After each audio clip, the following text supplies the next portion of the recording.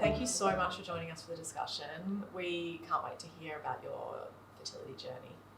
Thanks for having me. So yeah, our journey started late 2018. We got married in December 2018 and you know, naturally we thought let's start trying straight away. And me being a planner, working in marketing, I was like, yep, I'm going to plan this around everything I have to do at work and my personal life, thinking it would be relatively easy. I quickly got a bit of a rude shock when it wasn't easy, and it ended up taking us 2.5 years. So yeah, it was a long process. I think we had 7 egg collections, 10 transfers, and I think I calculated, I started saving all my needles and things probably about halfway through, and it was, I think I had over 500 needles, 100 ultrasounds, 100 blood tests. So it was pretty full on, but on our lucky 10th transfer, I fell pregnant. It would have been in April of 2021, I think it was. Yeah. And then during COVID as well. Yeah, so that was another thing that happened. We were caught up in the whole delayed because it's classed as elective surgery, so I couldn't have my eggs collected. We had to put it on hold. For a little bit, so that was hard. So it delayed the process, and you know, I'm classed as geriatric because I was at the time over 35. I think I was 36. And so you really don't have time to wait. So that was really hard. How did you feel going into IVF? I was pretty confident and pretty positive. You know, I didn't really have anything too unexplained at the time, and so I thought, I've got this, you know, it'll be pretty straightforward. I guess I went in a bit blind, I didn't really do any research. I just trusted in the doctors and thought, let's just go, give it a go. This is going to happen quickly. Yeah. And so the first few times I was like, okay, that's all right. Let's just pick ourselves up, try again. And it wasn't, I think, until about the 4th failed transfer, I was like, oh, okay, this is getting a bit scary now. And that's when I guess the intrusive thoughts started to come in going, you know, what if I never get pregnant? Like, what does that look like? And what was your doctor saying to you after that 4th time? Yeah, so with IVF, it's a bit of trial and error. So the first round, they're like looking at your body, testing things, testing the medications.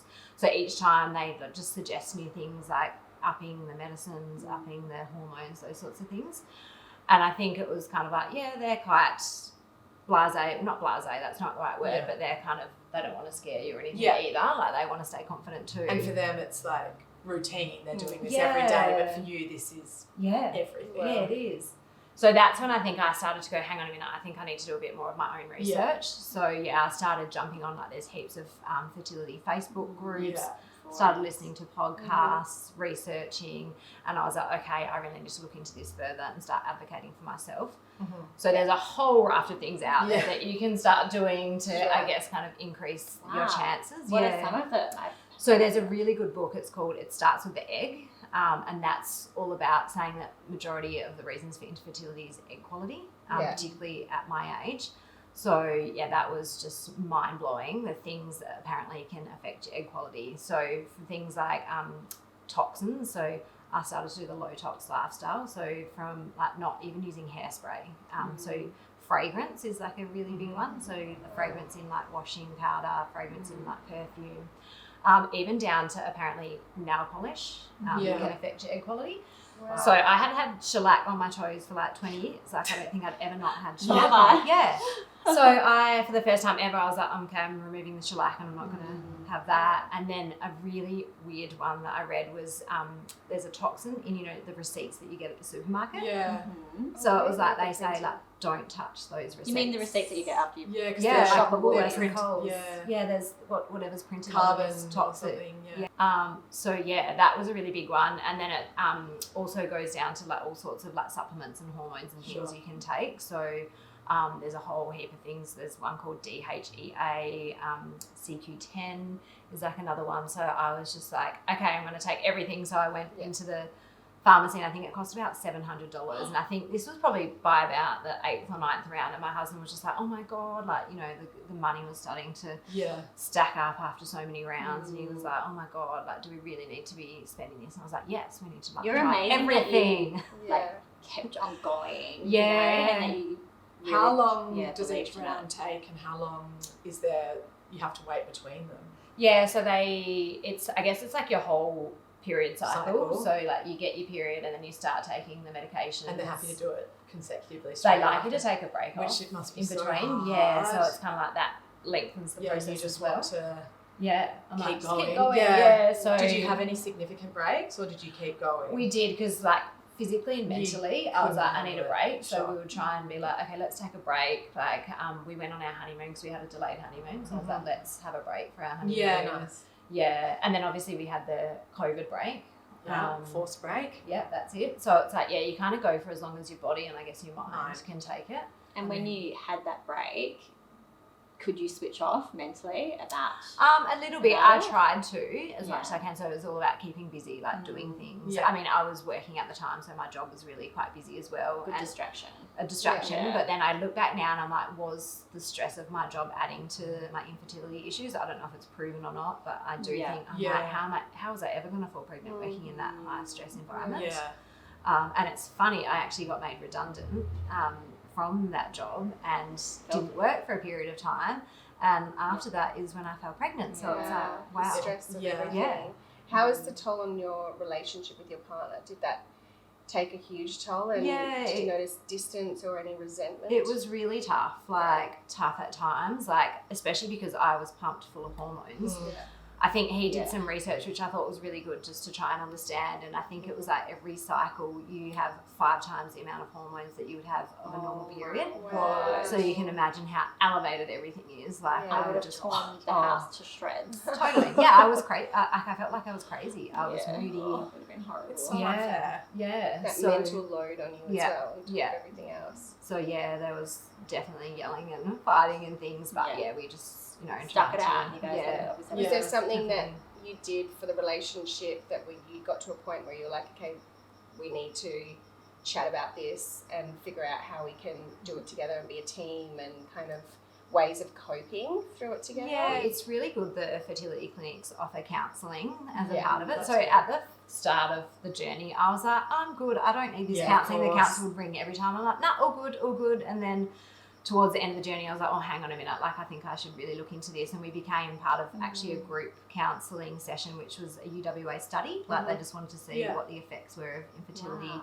And my husband more so actually was like, wow, I didn't realise how good this would be for us The to support. actually sit there and talk to people going through the same thing. Yeah. Not It feel was so so alone good. and Yeah. other people are going through. Yeah, because similar I was the things. one on all the Facebook groups and he wasn't really doing any of that. So I think it was until we... It's often the mum that's doing Yeah. all that It's research and nobody, everything, and that's it. unless you actually make it a thing to With, come and with the men just Facebook don't. groups and all the research that you did, and those low-tox lifestyle, do you think that helped you, or do you think it was a hindrance in some ways, in that it became compulsive or obsessive? Yeah, I think definitely it can become a bit compulsive and obsessive, because you learn all these like terms, and like a big one for me was testing. Like I became a serial tester, and they all do that in the group. So they'll test, and there's all these ways that with a pregnancy test you can like If it's block out the colour to see is there a faint change line, the and exposure and yes, things. yes. And so I think I have like over 100 pregnancy tests or something. I've got photos, and you write on them. It's kind of like 5 days past transfer, 6 days past transfer. There's all these terms, and so I've got them all saved. I've thrown them out now, but I saved them for ages, and I think it became a bit obsessive doing the testing. Because I was like, I just need something. Well, you've lost control of so many things. You're trying to hold on to something. Yeah, I guess that was something I could control. It's like testing 3 times a day. So I can look forward to that test. Yeah. But it was pretty heartbreaking as well when you'd see, because as a part of the process, you take like a trigger shot, and it's got the HCG in that shot. So it actually comes up with a positive. Yeah. If you test early enough? Yes. Or, okay. Yeah. And so then you've got to wait for the HCG to leave. So you can actually see that on the tests that the HCG leaves, and then you wait for it to like come back up again. So you do have a line, but it's like a false positive. So these all Oh my contribute to gosh. the like stress and, you know, The Yeah. mental the mental gain. And I load. mean, yeah. not trying to avoid taking a receipt at the supermarket. You Yeah. must be starting to, you know, live in a real bubble and Yeah. feeling just Yeah. out of control, Yeah. but trying to be in That's it, control. yeah. But then also, I didn't share my journey actually until after we fell pregnant. So Right. I was like living this behind the scenes. I was going to say, did you have any like friends that were going through it with you or something similar? No. So that's why I really did rely on these groups. Yeah. It's like a community behind the Yeah. scenes Yeah. that exists. Yeah. And And I that is thought, amazing. Yeah, it is. But it obviously has its, you know, dangerous sides as well, Yeah. I suppose. Did you find anything that friends did, or family, helpful or hard? Is there anything you can share about that? I think the biggest thing was them kind of not understanding the process. Yeah. So I think a lot of people, like, not at their fault or anything, Sure. were just a bit blasé about it, not understanding the gravity of what I was going through behind the scenes. And maybe that's my fault because I didn't share.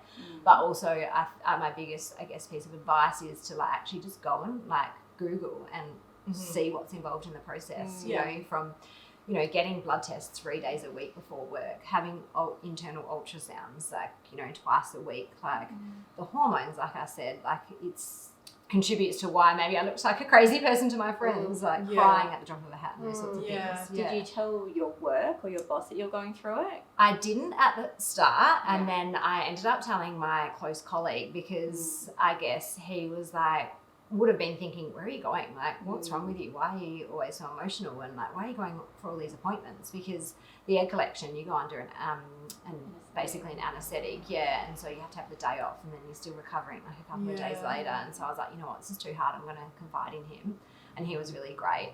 I told my boss at the time, but I think just because we were in such a busy period at work, like I just don't think she really understood either the gravity. So that's really hard. yeah, it's really hard, but it's changing. Like I've seen a lot of companies are bringing in IVF leave, which is just amazing. absolutely amazing. That is great. Yeah, I saw that is Westpac, amazing. Initiative Media. So I think it's about removing that stigma because I feel like there's still a bit of a stigma. You don't feel confident to talk about it. Yeah. And what about the government, like funding, or does the government help with? A little bit financially? is covered on Medicare. Like there are certain clinics that are bulk billed, but I think they're really, really hard to get into. Yeah. But again, the process is longer. So we were like, well, we don't have time to wait. We needed to go to a private clinic and try and speed up the process. Yeah. Did you feel, you spoke about the counselling and the UWA support group, do you think you were supported by the clinic that you're with, so the private health system? You felt supported? Yeah, I would say the clinic that I went to Janaea at Hollywood, they were brilliant. Oh, that's good. Yeah, they were. And the other thing was when I started advocating for myself, like with all the different treatments and things, like they were really open to receptive to that. Yeah, so I and not shutting you down, being Yeah. like, we know what we're doing. yeah, Oh, he was good. like, okay, like whatever you'd like to trial, because like I think some clinics won't be open to that. Yeah. So I actually found a protocol called the Bondi Protocol by Dr. Gavin Sachs. It's he created it as a combination of medicines and I actually think that's what I did it. Yeah, it's what worked. I did it for the 10th transfer, and we fell pregnant. Wow. So yeah, it's like a combination of taking blood thinners, steroids, and aspirin. And apparently it's to do with your body can have some like natural killer cells which can eject the embryos and won't. I've heard of I've heard of that as well. Yeah. Like your body thinks that it needs to get rid of it. Yeah. So this apparently combats that. And so luckily my clinic was really receptive and put me on that protocol. And but then again I'm like, is it all the other low tox stuff I did? Is it not having stress? You at never work? know. You never know. No. Yeah. And that's what's so hard about doing so many things Yep. at once. So you what's can working? never attribute it to one thing. Yeah. So there was never any, like, were you looking into explanations for the reason that transfers weren't holding? Or was that on the side as well? Or? Like the doctor did mention it, and I know a lot of people and people I know now that have been through it go get tested straight up. But my doctor was like, let's just trial it, everything, rather than, because I think the tests take quite a while as well. It'll probably come up as Is that genetic inconclusive testing? as well. Yeah, so like genetic testing, and you can send off the embryos to get tested. But they have to get sent off over East, and then you have to wait. So that's like an 8-week process. And I was actually only getting 1 to 2 embryos each round. So some people might get like 8 to 10 embryos. So it's kind of like you can afford to send them off for testing. Whereas I was like, well, we may as well just transfer it anyway and see where you're going from there. Yeah. Can you run us through the process of what's the first step, and then where do you go from there? How does the egg collection and the implantation work? Yeah. Like just a step by step. Sure. So basically you get your period and you start on your hormones, and the whole idea is to start stimulating your follicles. Yep. So the aim is you really want to get a lot of follicles and a lot of eggs. So that's why you are getting blood tests like every second day, because they can start looking at your hormone levels to see how they're going. And then every few days you get like an internal ultrasound, and they actually look at your follicles and you see them on the screen. And so that's another part of the process. You're handed like a clipboard and they write like, or your uterus lining as well. You have to have a certain amount of lining. So they measure your lining, they measure your follicles, and then it gets to a certain amount of time in the month. I can't remember exactly when, but they're like, okay, your eggs are ready to be collected. But it's also a fine line, because if they overstimulate them, you can get a thing called ovarian hyperstimulation as well. So you've got to not overstimulate them as well. So that's why they're testing you all the time, and that's where the process gets really intense. And then you take like a trigger shot, and you've got basically 36 hours to get in and get your eggs collected before they like release naturally. So And how do they collect the eggs? So this is funny. I wondered, and like halfway through, I'm like, okay, I'm gonna actually Google how this is done, and you can actually see a YouTube, and it's crazy. I'm like, why did I look at this? But they insert this huge needle, it's about this heart long, into you, and like draw them out of your ovaries, like internally. Yeah, I was like, I probably shouldn't have watched that. So there's just like tiny little cells. Yeah, you can't even see. I think you can only see them like. It is insane that they can do that. Wow. Yeah. So I think they draw out a whole lot of stuff and then put it under the microscope and see the eggs there. And then from there is when they get the sperm and they kind of put the sperm and inject the sperm into the eggs. And how many processes of that egg collection did you have to do? So I did 7, which is quite intensive, because it's like 7 surgeries and it's 7 stimulation processes. So like some people would collect more eggs at a time. Yeah, so I'd only get about 9 or frozen 10 eggs. And where it gets complicated is the eggs have to be mature enough. So if the eggs aren't mature enough, you can't use them. And then once they fertilise the eggs, like in the Petri dish, they have to grow to like day 5. So this is another waiting process. So they check on them each day. And if they're strong enough and they form, it's called a blastocyst, then that's when you know that they're okay to transfer. So a lot of your embryos also fall off and don't survive the process. So that's why we only ended up with like 1 or 2 that were able to transfer each round. Yeah. And how many transfers did you have? 10. Oh my gosh. So and so a lot of people might get like 20 or 30 eggs, and so then they don't have to have as many collections. They might only ever have 1 collection and then just have to do transfers. And transfers is like quite a bit easier. It's a bit like a pap smear. You go in and they literally insert it into the uterus, and it doesn't hurt or anything. And then you've got 7 like which is which is like surgeries and all the hormones, that's intense. Ultrasounds, all the and then you've got the wait from when they transfer. the wait. So it's the 5-day wait, and they call you every day. And so you wait for that call saying, oh, sorry, like 1 didn't survive. Now you've only got 4. Now you're going to get 3. And then once they transfer, it's called the 2-week wait. And so you have to wait 2 weeks to see if the embryo has stuck or not. And so after 2 weeks, you're essentially 4 weeks pregnant, because it's like the 2 weeks that it's actually growing. And then, once you get that blood test at the 2 weeks, you're pretty much good to go. But of course, you're probably doing pregnancy tests at home that whole 2 beforehand. weeks. You're not waiting for the about blood test. the moment that you found out that On you your were pregnant. Well, I actually had a chemical pregnancy one time. So that means where you're pregnant and it registers in your blood test, but then it's like an early miscarriage, so it doesn't stick. And so that was really hard, because you get the excitement, and I was like, oh my God, amazing, like we're pregnant. And then after that, so the next time, which is when we fell pregnant with Arlo, I didn't want to get excited, because I'm like, oh wow, how do I know this is going to stick? So like I'm just waiting out until we see scan or something. So it's really, you lose that spontaneity and the woohoo, we're pregnant, everyone, because you're too scared to tell anyone. So when did you get excited? I got excited, I think, when I announced it. I think I waited till 16 weeks, and that's when it was really full on, because I also announced my IVF journey, because I hadn't shared that. And So you hadn't shared it with anyone? Only like close friends and and family, but on social media I actually shared, Wow. and that was when it was like, wow, and just everyone was so amazing, so lovely, and just like, oh my God, I can't believe you've been going through that. Like, so it's almost like I do wish I shared, because you would have had a journey. Lot of support. I Yeah. wouldn't have had to go through it alone. Yeah. Did you get to a point where you were losing hope of ever falling pregnant? You know what? I didn't let myself get to that point. Like I think I mentioned earlier, I started, halfway through getting the thoughts of like, oh my God, what if this doesn't happen for me? But I was like, you know what? I'm not even going to get to that point. That's amazing.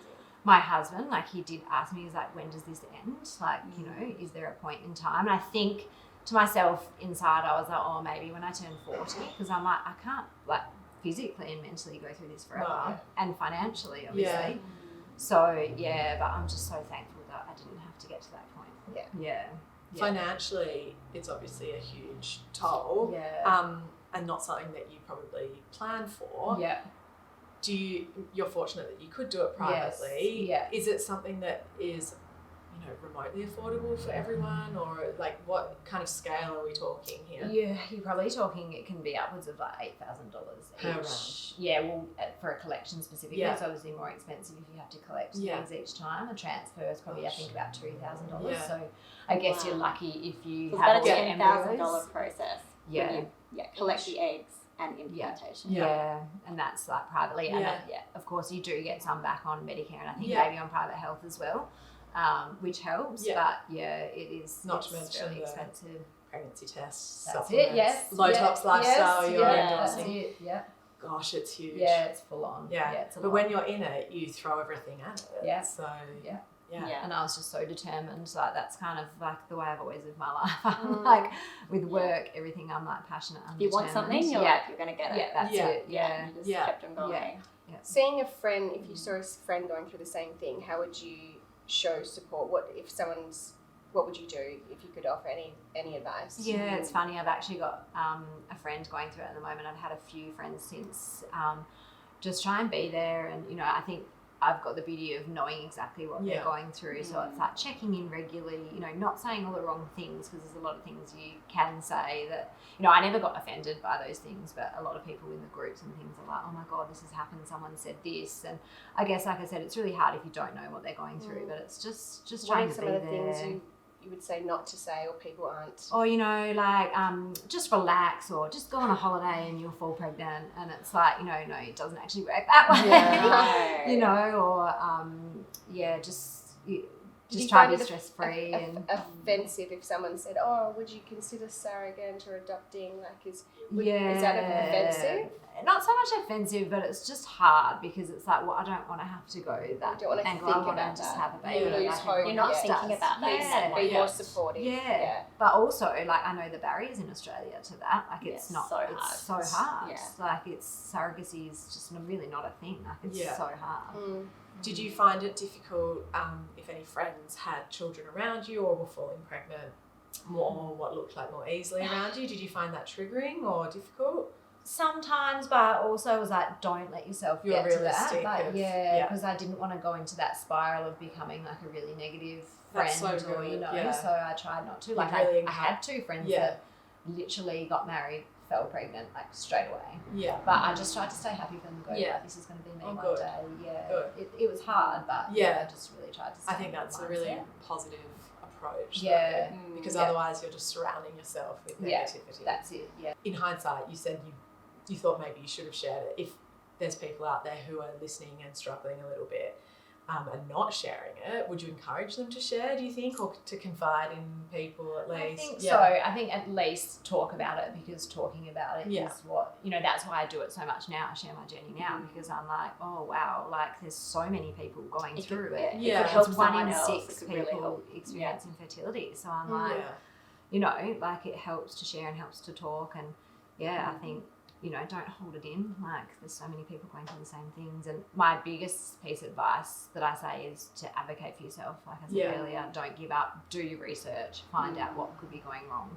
Because, the doctors don't always have the answers, and you might be able to find something that they can't. So, and never give up. Never give up. And no one knows you better than you. Yeah. And your body. So That's really important. Yeah. And then how was your pregnancy with Arlo? Obviously, you were a bit nervous at the beginning because of the chemical pregnancy. Did you relax at all, or did you feel like? Yeah, I did. I was like, I really want to try and enjoy this. Yeah. So I tried to, do all the things like relax and just go to the beach. Were you were you sick or? I thankfully was given a break. I didn't get. That I was like, please don't throw that. really Please deserved don't. that. Yeah, I must admit, I was on a lot of the medications until 12 weeks. Mm-hmm. So the steroids give you insomnia. So that was really hard. That's hard. Yeah. I say to a lot of my pregnant friends now, I'm like, actually, you know what? I got more sleep once I had the baby than I did because I did have the sore hips and all the pregnancy things that no one tells you about. Yeah, but in general, you managed to I enjoy loved it. I enjoyed it. Yeah, and birth was the other good. thing that I was terrified of all my life. And Oh, really? it was like the best day of my life. I was lucky that I had like a beautiful birth experience. Oh, amazing. Yeah. What was it like when you held him for the first time? Oh my God, amazing. Like just the rush of like hormones and the tears and it's like you're living on a high, right? Yeah. I think I was on a high for like the first He is few months. Yeah. Like I was out of the house the day I got back from hospital and I look back, I think I got to 4 months and I'm like, what was I thinking? Like we went down south, I went to Adelaide and then 4 months hit and I was like, oh my God, I'm exhausted. I'm tired. Yeah. But they're easier to move around with. Yeah. tiny as well. And Yeah, all it's just that like drama. Yeah, sharing with everyone. Yeah. Especially Yeah. because you only shared your journey then when you were pregnant. So you were like, this is it. Yes. You know, he is everything that Yeah. I've been going It was through all worth over it. the last few years. Yeah. Wow. Do you enjoy Oh, motherhood? It's very I special. love it. Yeah, it's the best thing I ever did. And I look back to when I was so career focused and career driven and always putting off having kids because I was so career focused. I'm like, what were you thinking? This is amazing. Yeah. Oh. That's you've got such an amazing story. And Yeah, such thank a you so happy much. ending as Yeah, well. thank you so much for Thanks sharing having it me. It's and great being to vulnerable share. because Yes, I want to do it for everyone else out there that might be going through Absolutely. the same thing. and like you said, it's sharing with people who are going through it that That's help you move through Yeah, talk about tougher it. days. Yeah.